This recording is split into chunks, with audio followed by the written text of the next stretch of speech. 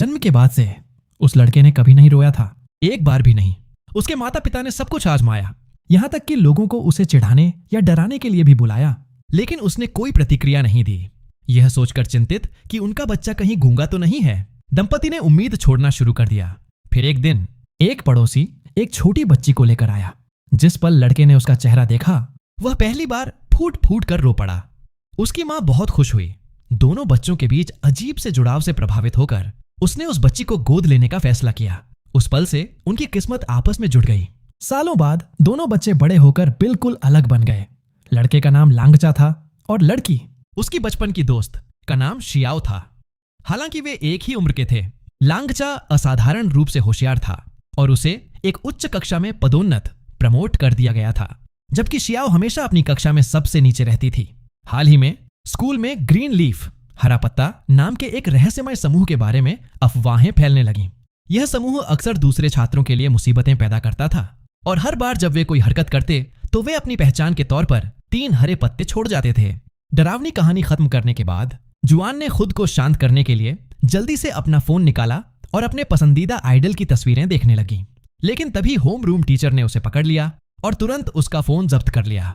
बदकिस्मती से जुआन को बताया गया कि फाइनल परीक्षा खत्म होने तक उसे फोन वापस नहीं मिलेगा। फिर भी जुआन ने अपनी दोस्त से मिलने और स्मृति चिन्ह सोवेनियर साझा करने का अपना वादा निभाया। जुआन को उदास देखकर शियाओ उसे दुखी नहीं देख सकी, इसलिए उसने उदारतापूर्वक जुआन को अपना फोन उधार दे दिया। शियाओ को अंदाजा भी नहीं था कि यह नेक काम जल्द ही उसे मुसीबत में डाल देगा। बाद में शियाओ के बचपन के दोस्त लांगचा ने उसे मैसेज भेजकर कहा कि आज स्कूल के बाद उसके लिए इंतजार न करे। हालांकि चूंकि शियाओ ने अपना फोन जुआन को उधार दे दिया था, उसे मैसेज के बारे में कुछ पता ही नहीं चला। जब क्लास खत्म हुई तो शियाओ घर जाने ही वाली थी कि अचानक उसने सड़क के किनारे लांगचा की साइकिल को गिरा हुआ देखा। जमीन पर लाल तरल पदार्थ के छींटे थे। जो बात उसे और भी डरा गई वह थी 3 हरे पत्तों का नजारा, उस रहस्यमय समूह का निशान। यह विचार कि लांगचा पर हमला हो सकता है उसके दिमाग में कौंध गया, जिससे वह घबरा गई, चिंता से घिरी। वह जल्दी से अपनी साइकिल पर चढ़ी और हर जगह उसे तलाशने लगी। तलाश करते हुए शियाओ एक बबल टी की दुकान के पास से गुजरी। जैसे ही वह जाने वाली थी, 3 लड़कों ने उसे रोक लिया और पूछा कि क्या वह बबल टी खरीदने में उनके साथ शामिल होना चाहती है, क्योंकि दुकान ऑटम पतझड़ की शुरुआत के जश्न में बाय 1 गेट 1 प्रमोशन चला रही थी। इसी बीच जैसे जैसे रात ढलने लगी और शियाओ अभी तक वापस नहीं आई थी, लांगचा उसे ढूंढने निकला। जब उसने देखा कि अजनबियों का एक समूह उसकी दोस्त को परेशान कर रहा है, तो उसका गुस्सा 7वें आसमान पर पहुंच गया। उसने झुककर एक ईंट उठाई और उसे बचाने के लिए कदम बढ़ाने ही वाला था। ठीक उसी समय शियाओ ने लांगचा का नाम पुकारा, जिससे वह वहीं रुक गया। मामला समझने के बाद वह केवल हताशा में आह भर सका। स्थिति को संभालने के लिए उसने शियाओ की ओर से माफी मांगी और बबल टी के पैसे चुका दिए ताकि मामला शांति से खत्म हो जाए। अंत में समूह ऐसे अलग हुआ जैसे वे अजनबी हों। फिर भी उन्होंने अभी भी दोस्ताना मुस्कान का आदान प्रदान किया। हमेशा की तरह दयालु शियाओ ने अपनी इकलौती छतरी भी उन तीनों लड़कों को दे दी। उसके बाद शियाओ और लांगचा को ठंडी बारिश में दौड़कर घर जाना पड़ा। दोनों भीगी हुई चूहियों की तरह तरबतर हो गए थे। घर के रास्ते में लांगचा ने धीरे से शियाओ से कहा कि अगर ऐसा दोबारा कभी हुआ तो उसे सीधे घर चले जाना चाहिए। लेकिन शियाओ ने दृढ़ता से जवाब दिया कि वह हमेशा उसकी रक्षा करेगी, चाहे कुछ भी हो जाए। उसकी बातों ने लांगचा के दिल की धड़कन बढ़ा दी। वह केवल बेबसी से मुस्कुरा सका और धीरे से कहा कि वे जन्मों के साथी हैं और अगर उसने कभी उसे खो दिया तो उसकी मां शायद उसे मार ही डालेगी। लांगचा की बात सुनकर शियाओ ने जल्दी से उससे कहा कि ऐसी बातें न करे।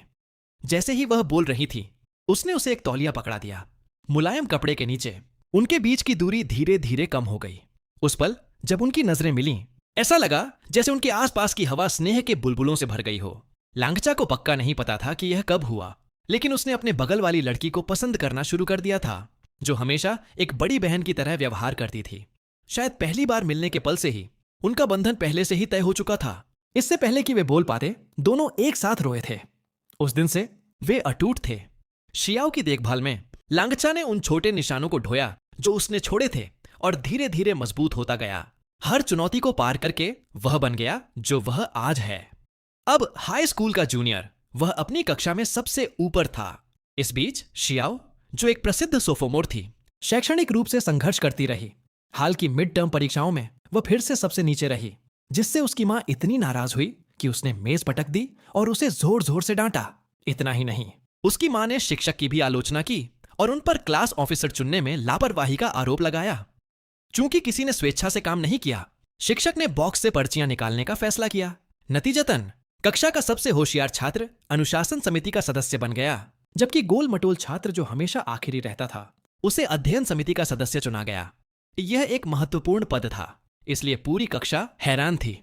जैसे ही शियाओ उस गोल मटोल छात्र पर हंस रही थी, शिक्षक ने सूची की घोषणा जारी रखी और खुलासा किया कि नई श्रम समिति की सदस्य और कोई नहीं बल्कि वह थी। यह शियाओ का पहली बार क्लास ऑफिसर बनना था और वह बहुत गर्व महसूस कर रही थी। यहां तक कि जब लांगचा, जो अब सीनियर था, क्लास की सफाई का निरीक्षण करने आया तो उसने उसे गंभीरता से नहीं लिया। शुक्र है एक सीनियर लड़की सही समय पर आई और स्थिति स्पष्ट की, जिससे उनके बीच का तनाव कम हुआ। उसे आश्चर्य हुआ जब लांगचा ने पेड़ की टहनी पर लटके प्लास्टिक बैग की ओर इशारा किया और सख्ती से कहा कि सफाई नियमों का उल्लंघन करने पर अंक काटे जाएंगे। यह सुनकर श्रम समिति की सदस्य के रूप में शियाओ का कर्तव्य भाव भड़क उठा और उसने खुद बैग नीचे उतारने की जिद की। लेकिन जैसे ही वह उसे गिराने में कामयाब हुई, वह फिसल गई और जमीन पर जोर से गिर पड़ी। कुछ लड़खड़ाते पलों के बाद शियाओ किसी तरह अपने पैरों पर वापस आई और दूर जाने की कोशिश की। हालांकि वह बहुत शर्मिंदा महसूस कर रही थी, लेकिन वह इस अजीब स्थिति पर हंसे बिना नहीं रह सकी। तभी उसने अपनी पैंट में एक बड़ा छेद देखा। लगभग तुरंत आसपास के लड़कों का एक समूह उसे चिढ़ाने लगा। यह देखकर लांगचा ने एक सेकंड भी नहीं हिचकिचाया। उसने जल्दी से अपनी जैकेट उतारी, उसे शियाओ की कमर के चारों ओर लपेटा और चुपचाप उसे वहां से ले गया। जब वह घर पहुंची तो शियाओ ने अपनी मां को श्रम समिति की सदस्य के रूप में अपनी पहली उपलब्धि के बारे में उत्साहपूर्वक बताया। उसकी मां बहुत खुश थी। आखिरकार उसकी बेटी जिम्मेदारी दिखा रही थी और उसने जश्न मनाने के लिए कुछ खास पकाने का फैसला किया। हालांकि शियाओ ने शिकायत की कि उसकी मां ने आलू ठीक से नहीं छीले हैं और खुद ऐसा करने की जिद की। कुछ ही मिनटों में उसके हाथ का आलू सूखे टुकड़ों के ढेर में बदल गया। यहीं नहीं रुकते हुए शियाओ ने अपनी मां के लहसुन छीलने के तरीके की भी आलोचना की। अपनी बेटी को हद से ज्यादा बदतमीज होते देख उसके पिता अपना आपा खो बैठे और उसे रसोई से बाहर निकाल दिया। हमेशा की तरह शियाओ अपने पालक माता पिता फॉस्टर पेरेंट्स के घर डिनर में शामिल होने के लिए भागी।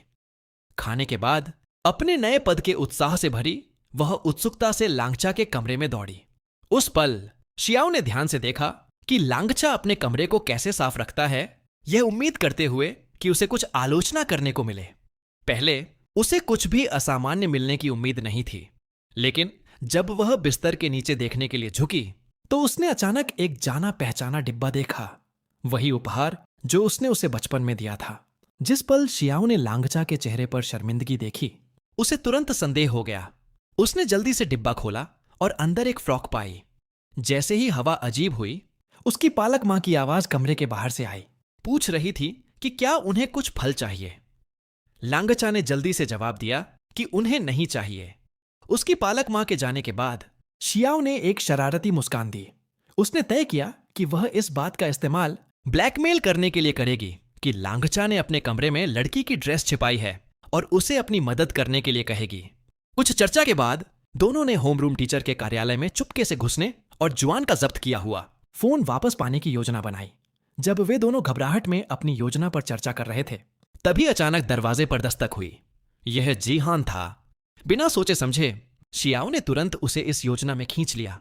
वे तीनों घबराहट में थे, इस बात से पूरी तरह अनजान कि खतरा करीब आ रहा था। कुछ ही पल बाद होम रूम टीचर अचानक सामने आए और धीरे से जीहान से एक सवाल पूछा। अप्रत्याशित मुलाकात ने समूह को लगभग डरा ही दिया। वे अपने डर को छिपाने के लिए संघर्ष कर रहे थे, लेकिन लांगचा था जिसने सबसे तेजी से प्रतिक्रिया दी। उसने तुरंत अपनी जेब से कुछ पैसे निकाले, उन्हें शिक्षक को दिया और कहा कि उसे यह अभी गलियारे में मिला है। फिर वह शांति से कमरे से बाहर निकल गया, जैसे कुछ हुआ ही ना हो। लांगचा की चाल देखकर शियाओ और जिहान ने भी भागने के लिए उसे कॉपी करने की कोशिश की, लेकिन जैसे ही उन्होंने कुछ कदम उठाए, होमरूम टीचर ने उन्हें सख्त आवाज में वापस बुलाया। नतीजतन तीनों को उनके क्लास ऑफिसर पदों से हटा दिया गया और मैदान के 2 चक्कर लगाने की सजा दी गई। सजा पूरी करने के बाद शियाओ जमीन पर गिर पड़ी। सांस लेने के लिए हाँफ रही थी।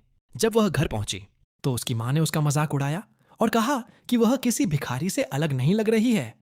बदतर यह कि उसकी माँ ने उसे उपहार के रूप में लांगचा के घर कुछ सेब ले जाने के लिए मजबूर किया।